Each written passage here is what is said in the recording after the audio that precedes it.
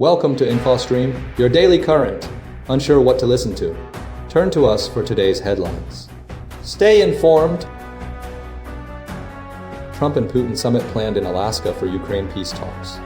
Israel's Gaza takeover plan faces international condemnation. Nagasaki marks 80th anniversary with nuclear war warnings. Azerbaijan and Armenia signed peace deal at White House. Putin honors Trump envoy with Soviet medal. U.S. ambassador criticizes Starmer over Gaza plan. Ukraine rejects territorial concessions at summit. Thai soldiers injured by landmine near border. North Korea reduces border propaganda activity. Trump seeks $100 billion fine from UC system. Tariffs cause economic fallout and trade shifts. Paxton and Cornyn pressure Texas Democrats. Transgender messaging used in Republican campaigns. IRS data sharing raises controversy. Texas lawmakers pursue legal action against Democrats. Trump and Putin to hold summit in Alaska aiming for Ukraine peace. United States President Donald Trump and Russian President Vladimir Putin are scheduled to meet in Alaska on August 15th, a significant step in ongoing diplomatic efforts to resolve the conflict in Ukraine. The meeting, brokered amidst months of unsuccessful negotiations, represents a renewed attempt to broker a lasting peace. Key to the discussions will be addressing the complex demands of both Russia and Ukraine, with Russia insisting on Ukraine's neutrality, a withdrawal of foreign military aid, and control over 4 annexed regions, while Ukraine seeks an immediate ceasefire and security guarantees. The Alaskan venue was chosen due to its proximity to Russia across the Bering Strait, reflecting potential economic interests and facilitating a direct dialogue. While both leaders have previously engaged in multiple telephone conversations and face-to-face meetings, this summit is considered a pivotal moment. Notably, there is no planned inclusion of Ukrainian President Volodymyr Zelensky in the initial talks, with Putin stating that Zelensky's participation is contingent on mutually agreed upon terms. Throughout the conflict, Russia has repeatedly rejected calls for a ceasefire, maintaining that Ukraine's demands are unacceptable. Ukraine, on the other hand, remains steadfast in its commitment to defending its sovereignty and territorial integrity. The meeting's outcome remains uncertain, but it signals a continued commitment to finding a diplomatic solution. The Alaskan summit represents a critical juncture in the negotiations, with the potential to reshape the trajectory of the conflict. Israel's Gaza City takeover plan sparks international condemnation and negotiating stalls. Recent news reports detail escalating tensions surrounding Israel's planned takeover of Gaza City, alongside ongoing, stalled negotiations for a ceasefire and hostage release. The core issue revolves around Israel's recently approved Security Cabinet plan, aiming to seize Gaza City as a key step in ending the war and defeating Hamas. This plan, outlined with 5 principles including security control and an alternative civil administration, has drawn widespread international criticism, with numerous countries including Germany, the UK, France, and Australia voicing strong objections, citing violations of international law. The UN Human Rights Chief has warned of catastrophic consequences, including increased displacement and suffering. Simultaneously, complex and frustrating negotiations for a ceasefire have repeatedly stalled. Initial optimism following Hamas's submission of a counterproposal in mid-July quickly dissipated, leading to the U.S. pulling its negotiators from Qatar and Israel recalling its own team. U.S. President Donald Trump has repeatedly blamed Hamas for the breakdown, asserting the group's unwillingness to relinquish its remaining captives. Hamas, in turn, cited the dire humanitarian situation, specifically the ongoing starvation crisis, as justification for suspending negotiations. Despite the diplomatic deadlock, Israel has pressed forward with its military strategy, including the approval of the Gaza City takeover. The IDF currently controls approximately 3/4 of Gaza, with almost all of its 2.1 million citizens residing in the remaining quarter. Largely due to evacuation orders and military zones, the UN estimates 87% of Gaza is under military control or subject to evacuation. The situation is further complicated by the ongoing humanitarian crisis within Gaza, with reported deaths of individuals attempting to access aid, now totaling 21 people in the last 24 hours. Aid distribution remains severely hampered, with UN agencies struggling to overcome logistical obstacles and delays in accessing Israeli-controlled border zones. The conflict continues to displace Palestinian civilians, and the prospect of a prolonged stalemate looms large, with no immediate resolution in sight. The U.S. remains a key player, with President Trump's stance on the matter significantly influencing the trajectory of the conflict and the prospects for a negotiated settlement. Nagasaki mayor warns of nuclear war on 80th anniversary. The mayor of Nagasaki, Shiro Suzuki, issued a stark warning on the 80th anniversary of the U.S. atomic bombing, emphasizing the escalating global conflicts and the potential for a nuclear war. Speaking at a solemn ceremony marking the event, Suzuki condemned the vicious cycle of confrontation and fragmentation currently dominating the world stage, urging an immediate cessation of disputes based on force. The bombing on August 9, 1945, which resulted in an estimated 74,000 deaths, remains a pivotal moment in history, and the commemoration highlighted the enduring consequences of nuclear devastation. The ceremony included a moment of silence and the simultaneous ringing of the city's twin cathedral bells, for the first time since the attack, symbolizing a message of peace. A poignant tradition of offering water to the victims, mirroring their desperate pleas for relief from the searing burns inflicted by the blast, was also observed. Survivor Hiroshi Nishioka, 93, recounted his experience as a teenager witnessing the horror, noting the gradual deterioration and deaths among those who, despite survival, suffered from bleeding gums and hair loss. Nagasaki resident Atsuko Higuchi expressed gratitude for the remembrance, stressing the importance of acknowledging these real events. The current global landscape, particularly the wars in Ukraine and between Israel and Hamas, was cited as a reflection of the dangers highlighted by the bombing. Controversy surrounding Nagasaki's decision to invite Israel to the commemoration last year, following previous exclusions of Russia and Belarus, underscored the complex geopolitical considerations. The event occurred amidst the ongoing debate surrounding nuclear weapons. The Treaty on the Prohibition of Nuclear Weapons, adopted in 2021 and ratified by over 70 countries, remains opposed by nuclear powers like Japan, which relies on U.S. nuclear weapons for its security. The commemoration served as a renewed call for global peace and a stark reminder of the devastating potential of nuclear conflict. Azerbaijan and Armenia signed landmark peace deal at White House. In a historic event hosted by President Donald Trump, Azerbaijan and Armenia formally signed a comprehensive peace agreement at the White House on Friday, marking a significant step toward resolving decades of conflict. The agreement, lauded by all parties involved, encompasses the cessation of all fighting forever, the establishment of travel, business, and diplomatic relations, and the reopening of key transport routes. The conflict, primarily centered around the ethnically Armenian enclave of Nagorno-Karabakh, has been a source of instability in the Caucasus region since the 1980s and 1990s. President Trump described the signing as historic and emphasized the long-awaited nature of the accord.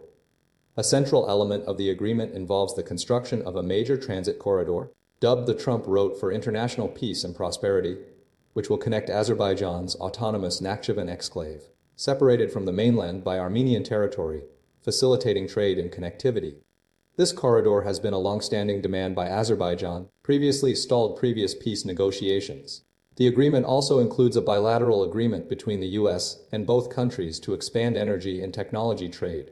Both leaders expressed gratitude to President Trump and his team, with Aliyev stating that Trump had achieved a miracle in 6 months. The signing represents a substantial shift in relations between the two nations, offering the potential for stability and economic development in the region.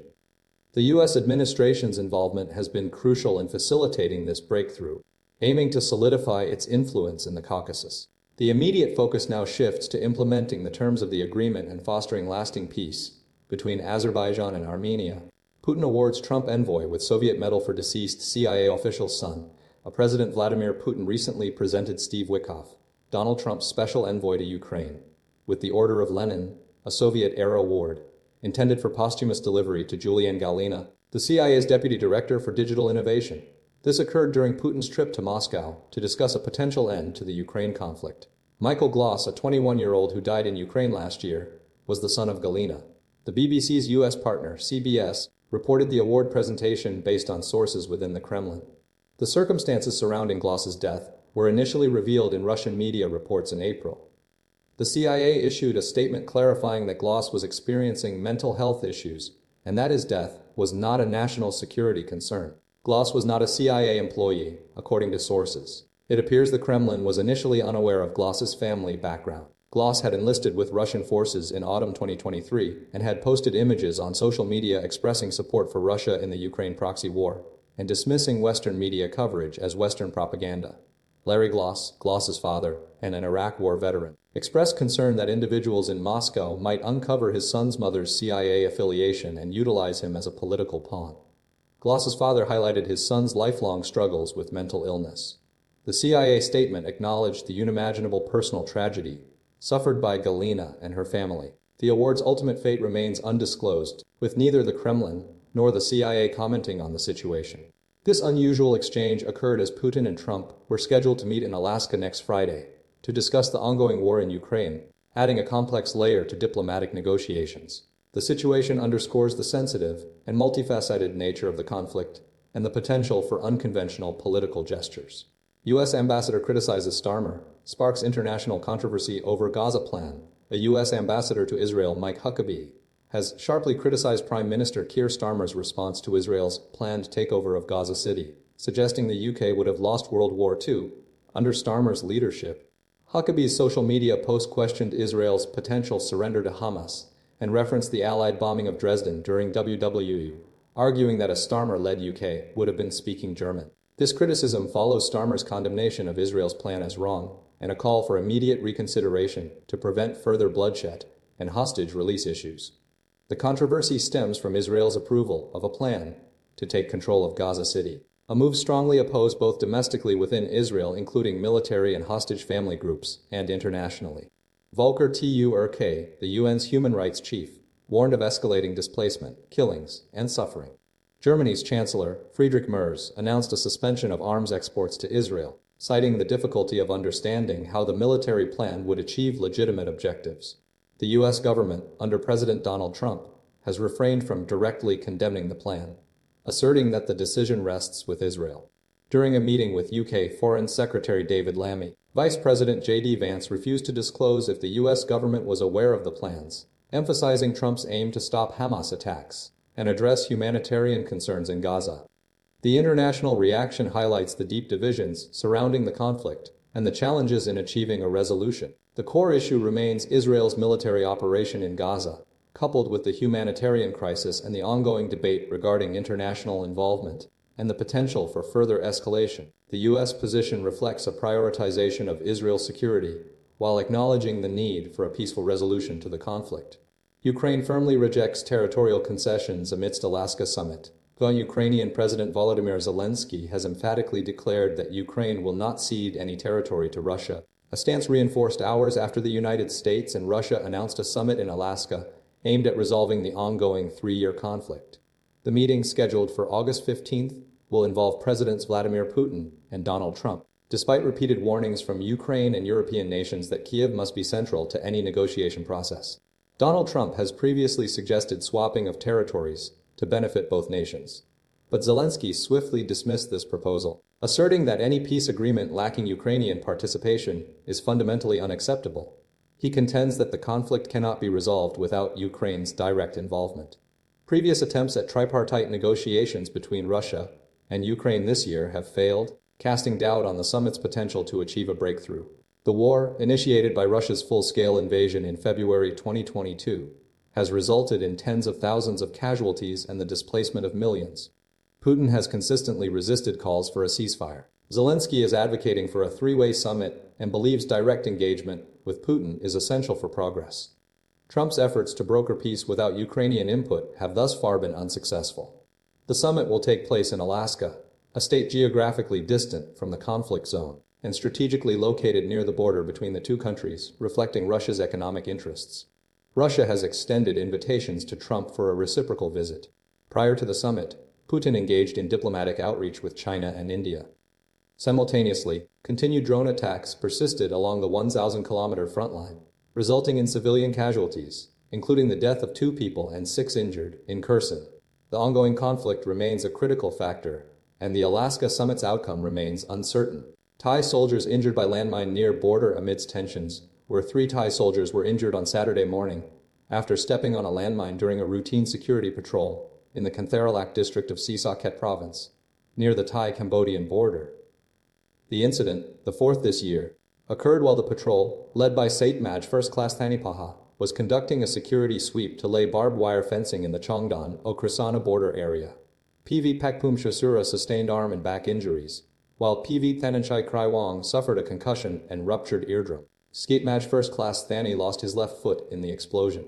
The area, previously held by Cambodian forces and cleared by a Thai Army engineering unit just 5 days prior, had been identified as a regular patrol route. The engineering team had discovered 18 Russian-made PMN-2 anti-personnel mines, 16 stored in sacks and not yet armed, and 2 hastily placed and ready to detonate, alongside large quantities of grenade launcher rounds and RPG rockets. Following the blast, the Cambodian Ministry of Foreign Affairs accused Cambodia of laying new landmines and announced plans to lodge an official protest. However, Cambodia's defense ministry stated it hadn't received confirmation of the explosion and emphasized that its army was respecting the ceasefire. The Cambodian Mine Action and Victim Assistance Authority denied any new mine laying. This incident occurred amidst a 13-point ceasefire agreement signed between Thailand and Cambodia on Thursday, following intensive negotiations in Kuala Lumpur. Army spokesman Maj Gen Winthai Suveri highlighted the continued armed exchanges along the border, describing the incident as a blatant violation of the Ottawa Treaty by Cambodia. Acting Prime Minister Phimtham Wechayachai expressed sympathy for the injured soldiers and stated that details would be documented and raised under the Ottawa Convention. He emphasized that mine clearance operations would proceed with caution, referencing Surin Province, where over 400 landmines have already been removed. The issue will be discussed at the upcoming Regional Border Committee meeting. The Cambodian side had rejected 2 conditions of the ceasefire, including mine clearance, which will require further discussion. North Korea reduces border propaganda activity following South Korea's actions. Recent developments along the Korean Demilitarized Zone, DMZ, indicate a shift in inter-Korean relations, primarily driven by reciprocal actions following the change in South Korean leadership. North Korea has initiated the dismantling of propaganda speakers situated along its border with South Korea, a move interpreted as a positive response to the overtures made by newly elected South Korean President Lee Jae-myung. This action follows South Korea's own decision to suspend its own loudspeaker broadcasts earlier this week, a move prompted by Lee Jae-myung's election campaign focused on improving ties between the two nations. For several years, the DMZ had been the site of persistent and contentious loudspeaker broadcasts. South Korea utilized the speakers to transmit K-pop music and news reports, while North Korea responded with unsettling noises, including recordings of howling animals. These broadcasts had become a significant source of disruption and annoyance for residents living near the border. South Korea asserted that the broadcasts could be heard as far as 10 km 6 miles across the border during the day and up to 24 km 15 miles at night. The resumption of South Korea's broadcasts in June 2024 followed North Korea's campaign of sending balloons filled with rubbish to the south, further escalating tensions. The South Korean military confirmed detecting North Korean troops dismantling the propaganda speakers in several areas along the front line starting this morning. While the military acknowledges that the extent of the dismantling remains uncertain, they are actively monitoring the situation. The reciprocal dismantling represents a tangible step towards de-escalation, signaling a potential willingness to engage in dialogue and reduce the provocative nature of the long-standing border dispute. This exchange highlights the sensitive and complex dynamics of the Korean Peninsula and the ongoing efforts to foster stability and communication. Trump demands $1 billion fine from UC system over UCA protests. President Donald Trump is demanding a $100 billion fine from the University of California system, specifically targeting UCLA following student protests related to the Israel-Gaza conflict. This substantial sum, 5 times larger than the settlement agreed upon with Columbia University, is intended to completely devastate the UC system, according to a senior administration official. The move reflects a broader strategy by the Trump administration to exert pressure on universities perceived as harboring anti-Israel sentiments. The demand stems from student demonstrations at UCLA and other campuses across the United States. These protests, largely focused on advocating for a ceasefire in Gaza, have drawn criticism from the White House, which views them as disruptive and potentially anti-Semitic. The administration is leveraging these concerns to pressure universities to comply with specific regulations regarding campus speech and conduct. The $1 billion figure represents a significant escalation in the administration's efforts to influence university policy. It mirrors a similar settlement reached with Columbia University, where the university agreed to avoid considering race in admissions or hiring decisions, among other stipulations. The administration believes this approach will encourage broader compliance across the UC system. The UC system, encompassing 10 campuses including UCLA, is facing scrutiny due to its perceived association with pro-Palestinian activism. The administration argues that these demonstrations undermine national security and represent a threat to American values. California Governor Gavin Newsom, a vocal critic of the Trump administration, has strongly condemned the demand, asserting it's about the future of the state's competitiveness and national sovereignty. Newsom is a member of the UC Board of Regents and is actively working to prevent the university from succumbing to the pressure. The situation highlights a deepening ideological clash between the Trump administration and academic institutions, particularly regarding freedom of speech and the portrayal of Israel in higher education. The administration's actions are creating considerable tension within the UC system and raising concerns about academic freedom. Trump's tariffs, economic fallout, and shifting trade patterns. Donald Trump's imposition of tariffs on imports, beginning in August 2025, has triggered a complex series of economic consequences, primarily impacting the United States and its global trading relationships. The tariffs, initially reaching 41% on certain goods and 145% on Chinese imports, have dramatically increased U.S. import costs and reshaped trade flows. The U.S. government has seen a significant increase in tariff revenues, with June 2025 figures reaching $28 billion, triple the levels seen in 2024. The Congressional Budget Office estimates these revenues will reduce U.S. government borrowing by $2.5 trillion over the next decade, though they also predict the tariffs will shrink the overall U.S. economy.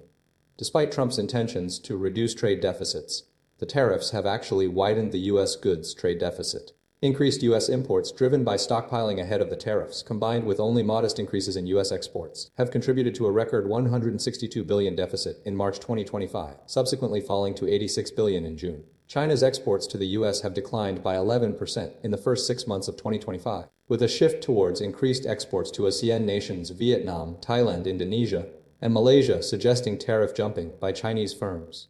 This has prompted the U.S. to continue providing subsidies to American farmers, particularly regarding soybean imports. Several countries have responded to the trade war by forging new trade agreements. The UK and India finalized a long-negotiated trade deal, while EFTA nations, SEU, Norway, Iceland, Switzerland, Liechtenstein secured a trade agreement with Mercosur's Latin American countries. Canada is exploring a free trade agreement with ASEAN. U.S. consumer prices have begun to rise, influenced by the increased cost of imported goods, particularly appliances, computers, sports equipment, books, and toys. Harvard University's pricing lab data reveals that imported and tariff-affected goods are experiencing faster price increases than domestically produced goods. The shift in soybean sourcing from the U.S. to Brazil, driven by retaliatory tariffs, further contributed to inflationary pressures. The overall effect is a complex and evolving economic landscape shaped by Trump's trade policies.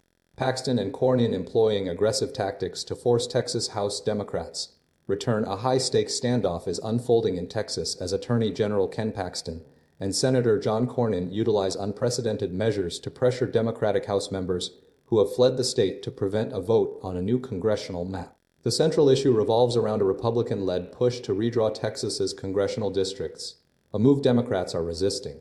Paxton has initiated several legal actions, including a request to the Texas Supreme Court to remove the absent House Democrats from office, citing their public statements against the redistricting plan. Simultaneously, Cornyn has sought federal assistance, requesting the FBI's involvement to track the absent lawmakers.